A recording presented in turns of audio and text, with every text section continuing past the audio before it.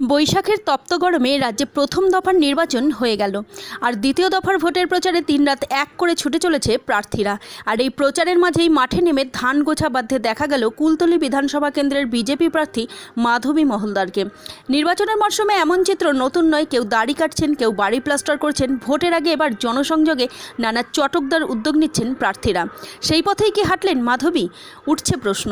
তবে এক্ষেত্রে প্রার্থীর দাবি এটি নিছক প্রচারের অংশ নয়। তিনি নিজেকে কৃষকের মেয়ে বলেই পরিচয় দেন। জানান তার নিজের জমি রয়েছে এবং সেখানেও তিনি চাষবাদ করেন। যদিও নির্বাচনী ব্যস্ততার কারণে এবছর চাষের কাজে সরাসরি যুক্ত থাকতে পারছেন না, তাই মাঠে নেমে সেই ইচ্ছেরই আংশিক পূরণ করলেন। কুলতলির কৃষকদের উদ্দেশ্যে একাধিক প্রতিশ্রুতিও দেন মাধবী মহলদার। তার দাবি, এলাকায় মিষ্টি জলের চাষের ব্যবস্থা করা হবে, তৈরি করা হবে রাইস মিল ও কোল্ড স্টোরেজ। কৃষকদের সমস্যার সমাধানে সব রকম পদক্ষেপ নেওয়া হবে বলেও আশ্বাস দেন বিজেপি প্রার্থী।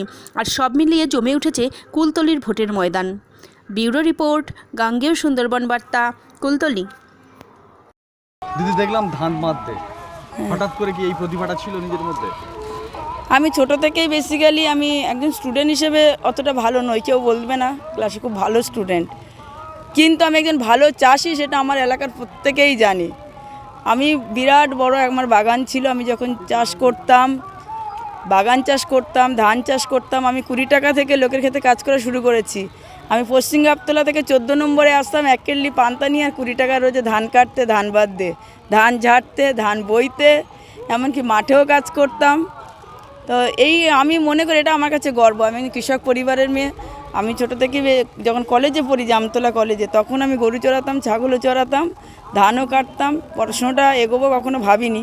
আজকে হয়তো আমি MA করে, বিএড করে, PhD করছি, বা স্টেট বা ন্যাশনালে র্যাঙ্ক করেছি, সেটা আমি মনে করি না আমার ওটা বড় পরিচয়। আমার সবচেয়ে বড় পরিচয় আমি একজন কৃষক, সবচেয়ে ভালো কৃষক। আজকে হঠাৎ মাঠে কেন?